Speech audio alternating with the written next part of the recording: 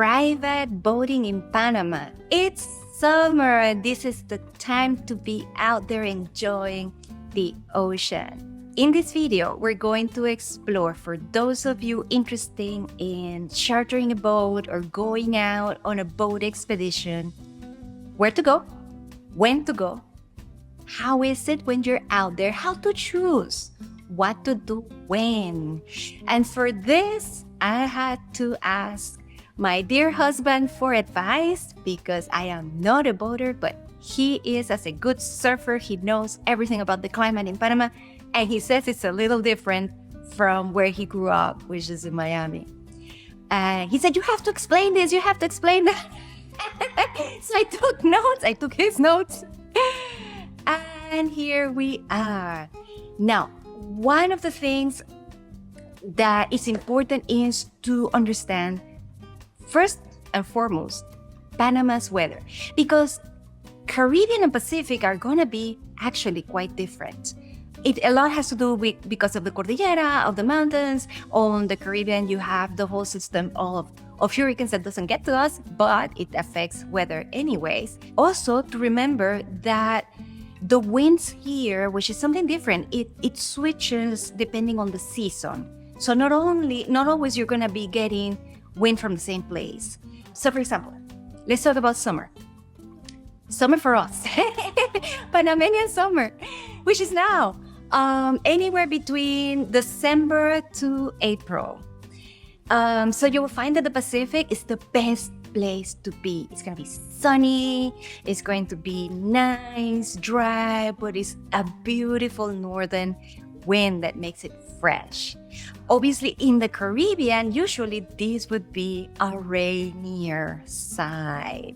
Some people are surprised by this, but it's the effect of the Cordillera.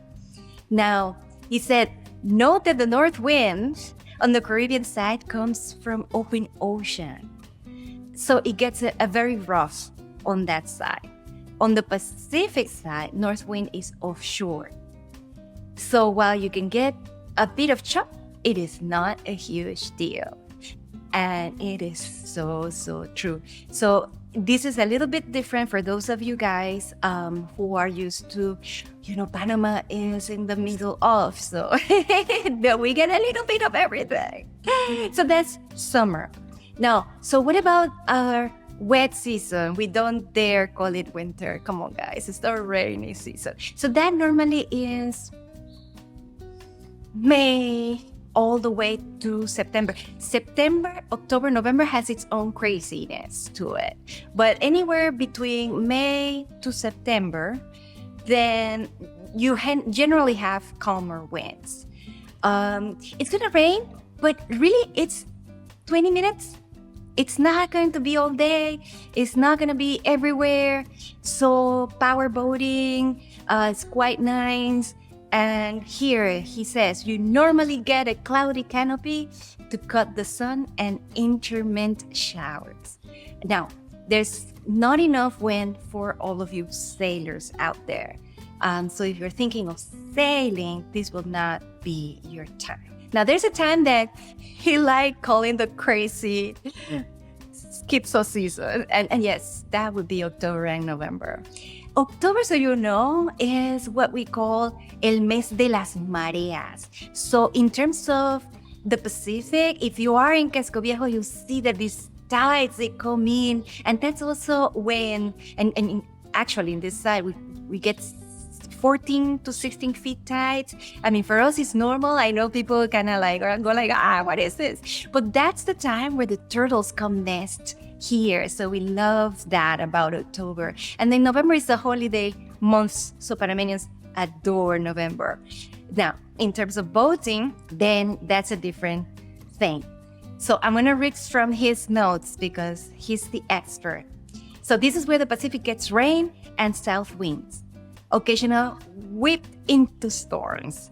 So unless you are hunting wahoo, for all fishermen out there, with they really do run and it's difficult then, better to not plan a boating in those months.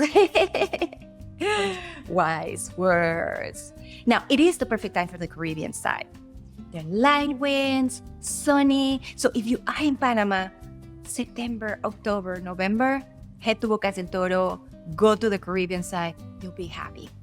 Forget about Pacific people. Now, it takes us to the second question at hand, which is, at the end of the day, how much time do you have? If you're coming for a quick vacation and you only want like a half day out, or are you bringing your family and you really do want to have like a one-day expedition, or you have 2 more days, and depending on what you want to experience, you'll see that maybe there are different types of expeditions that you can have. For example, like a half day. You only have a half day, then a half day at the lake is great. Easy to get to, easy to book, easy to do everything. The logistics are not very difficult. So it's your entry level, fun, best for your investment. It's the half day on the lake. So year round, you can do it. You get the extra bonus of seeing the Panama Canal. You'll see monkeys, you'll see crocodiles, you'll see everything. And here, we are going to put in the description who to call also. We have asked a couple of guides who really do these tours and know the providers that are good and service providers. So I'm in the link of the description. I'm going to start putting some WhatsApp numbers and some links and some emails for you guys to go. So half a day, go fishing at the Panama Canal. It's a great experience. You're going to have jungle and all sorts of things there. Now, you have one day and you like to go fishing. Wholehearted recommendation, the best thing to do is to call up Blue Adventures, the Magoo boys, and they'll take care of you. And they'll, when you come back, if you catch fish, what you do, you will probably do. We've been there and oh my God, they're good. You can have them cook it at their place. So it is amazing. So they are great guides and it's a great experience. This is for all of you who enjoy fishing. One day, go out with the pros. Now, what if you don't want to go fishing? And what if you want to go cruising? What we call island hopping. The easiest island hopping is Pearl Islands. So this is the archipelago de las Perlas. And normally what you do is that then you visit the string of islands like Contadora, Saboga, and all of those little islands. That is where in the Pacific you'll find clear, transparent waters and wide beach. There was a Facebook group not long ago. I saw these comments like, oh, where can I get this like blue water, white powdery sand? And they were posting a photo of the Bahamas. I mean, the Bahamas is pretty special and spectacular. But that experience, like it, you get it on the Pacific side on Pearl Islands. And on the Caribbean side, then we'll move into your 2-day or more, if you have more. On the Caribbean side, what can you do? But right now, island hopping, a day of island hopping, go to Las Perlas, perfect. You can pack a picnic, you get your own cooler, your own beverages, you can go to Isla Santo Bartolomé, Mogu Mogu, all of that on that side.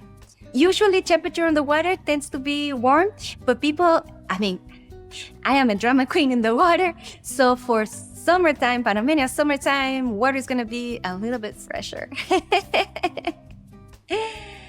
I'm gonna read from his notes, and he said water temperature is generally very warm in the 80s, but a couple of months in summer it can cool down a lot, and the upwelling caused by strong offshore winds pushing the warm out to the sea. Great for giving nutrients to the fish, but water can get into the high 60s and 70s. And he also suggests doing Blue Adventures to island hopping in general for your one-day adventure. Now, if you have 2 more days and you have your family and you just want that amazing experience, you have to go to San Blas. rent a catamaran, and that's the way to go.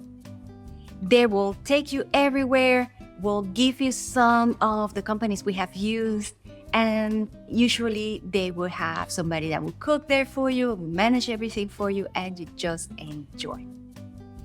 Now, in terms of budgets, well, ask them, because obviously on season, off season, everything changes. But at least now you have a guide on what to do when, how many people, how many days. Those are like the macro questions you should have lined up so that you can really contact and quote. And well, enjoy Panama. It is different to see a country from the water. It's a different perspective, especially Panama, with all our maritime travel. It will give you a clear understanding of why the Panama Canal is here and why our history is the way it is. So in my next video, I'll explore what about seeing it from the air. So private flying coming. If you like this video, subscribe.